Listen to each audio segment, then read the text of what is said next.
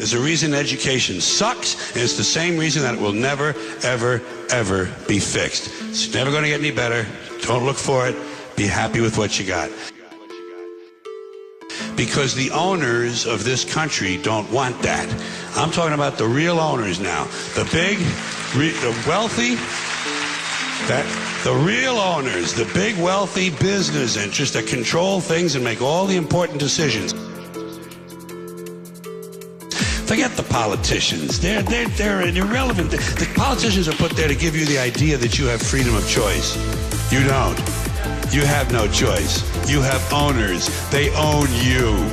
I really haven't seen this many people in one place since they took the group photographs of all the criminals and lawbreakers in the Ronald Reagan administration. Will be gone. Dinosaurs had their chance. There was an age of reptiles. Now it's the age of primates. And who knows? Maybe it'll be the insects next. It's not up to us. It's not divinely ordained. We're here on chance, and we're going to go away. And the planet will heal. The planet will heal because that's what it does. 225 different people in the Ronald Reagan administration have either quit, been fired, been arrested, indicted, or convicted of either breaking the law or violating the ethics code. It heals itself. It's a self-healing organism. It changes and grows. It'll incorporate all of our dead cities into itself, and it will become something else, but it will still be going around the sun for at least a few more billion years or whatever. 225 of them. And Edwin Meese alone has been investigated by 3 separate special prosecutors, and there's a 4th one waiting for him in Washington right now. So this whole thing, we have to save the planet by not putting diapers in the landfill. That's too short-sighted. It doesn't do anything. You have to change yourself. And we'll never do that because the dollars now, it's everybody wants a dollar and a toy. 3 separate special prosecutors have had to look into the activities of the Attorney General. And the Attorney General is the nation's leading law enforcement officer. Everybody's got a cell phone that'll make pancakes and rub their balls, so nobody wants to rock the boat. Nobody wants to change. Don't change anything. And we're in a nice downward glide.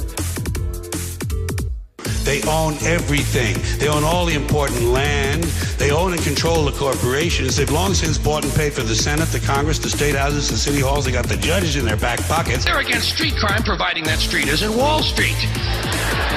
And the Supreme Court decided about a year ago that it's all right to put people in jail now if we just think they're going to commit a crime. I think we squandered great gifts. I think humans were given great gifts. Walking upright, binocular vision, opposable thumb, large brain, making tools. Make tools, large brain, make better tools. Talk, have to link language. You take this, put in here. We learned language, the brain got bigger, language. We grew. It's called preventive detention. All you've got to do now is just think they're going to commit a crime. Well, if we'd have known this shit 7 or 8 years ago, we could have put a bunch of these Republican motherfuckers directly into prison. And they own all the big all the big media companies, so they control just about all of the news and information you get to hear. They got you by the balls. Keep in mind, these Reagan people are the ones that were going to get government off our backs. Remember that? That was the rhetoric of the 1980 campaign. We'll get government off your backs and out of your lives. Yeah, but they still want to tell you what magazines you can read, and they still want to tell you what rock lyrics you can listen to, and they still want to force your kids to pray in school, and they still want to tell you what you can say on the radio. We had great gifts, and we gave it all up for both men, for both money and God. God and mammon, both. The FCC, the Federal Communications Commission, decided all by itself that radio and television were the only 2 parts of American life not protected by the free speech provisions of the First Amendment to the Constitution. I'd like to repeat that because it sounds vaguely important. They spend billions of dollars every year lobbying to get what they want. Well, we know what they want. They want more for themselves and less for everybody else. The FCC, an appointed body, not elected, answerable only to the president, decided on its own that radio and television were the only two parts of American life not protected by the First Amendment to the Constitution. And why did they decide that? Because they got a letter from a minister in Mississippi.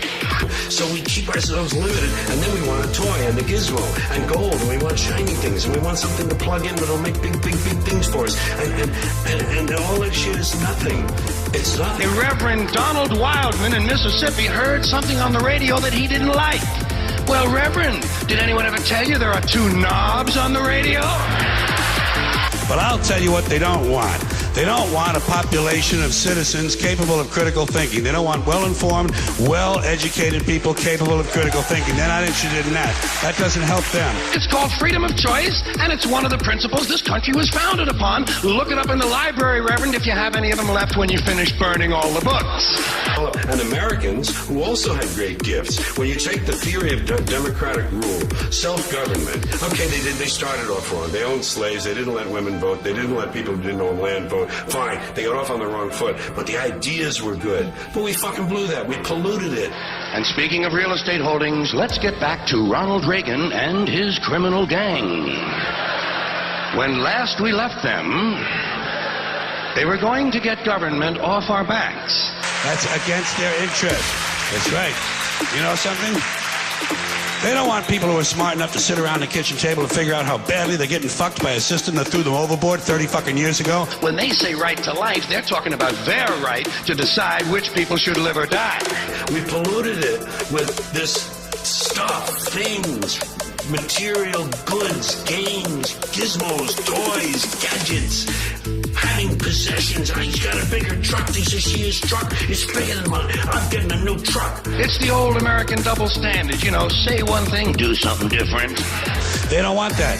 You know what they want? They want obedient workers. Obedient workers. People who are just smart enough to run the machines and do the paperwork and just dumb enough to passively accept all these increasingly shittier jobs with the lower pay, the longer hours, the reduced benefits, the end of overtime, and the vanishing pension that disappears the minute you go to collect it. And now they're coming for your Social Security money. And of course, the country is founded on the double standard. That's our history. We were founded on a very basic double standard. This country was founded by slave owners who wanted to be free.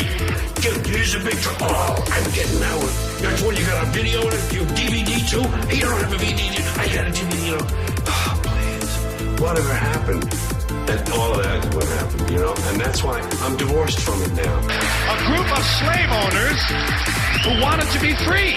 So they killed a lot of white English people in order to continue owning their black African people, so they could wipe out the rest of the red Indian people and move west and steal the rest of the land from the brown Mexican people, giving them a place to take off and drop their nuclear weapons on the yellow Japanese people.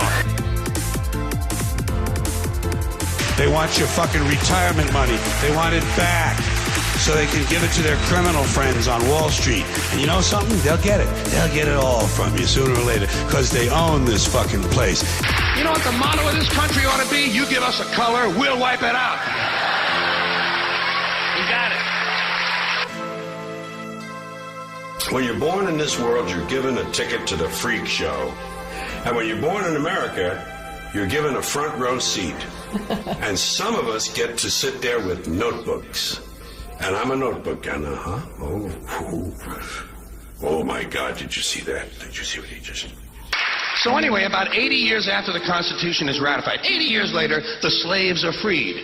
Not so you'd really notice it, of course. Just sort of on paper. It's a big club, and you ain't in it. You and I are not in the big club.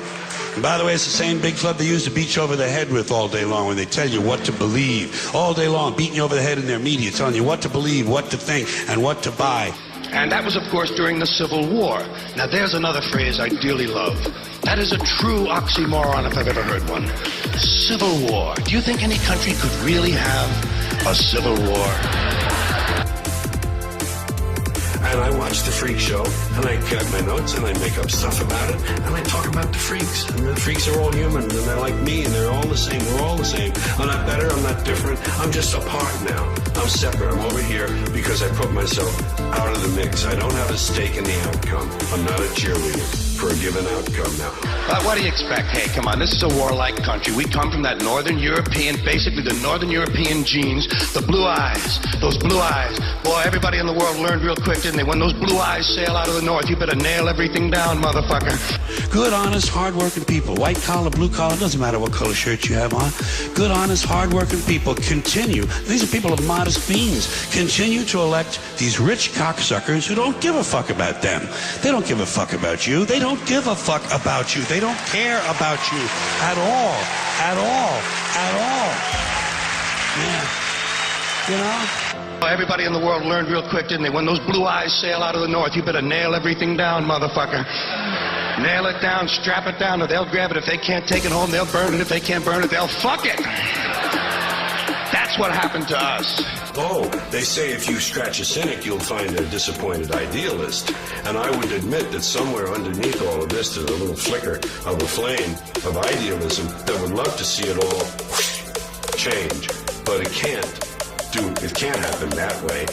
And incremental change, it just seems like the pile of shit is too deep. And it's a warlike country. Come on. I mean, forget foreign policy. Even the domestic rhetoric is warlike. Everything about our domestic policy invokes the thought of war.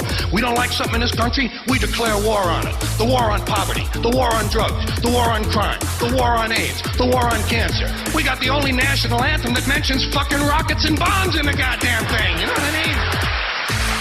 The table is tilted, folks. The game is rigged. And nobody seems to notice. Nobody seems to care.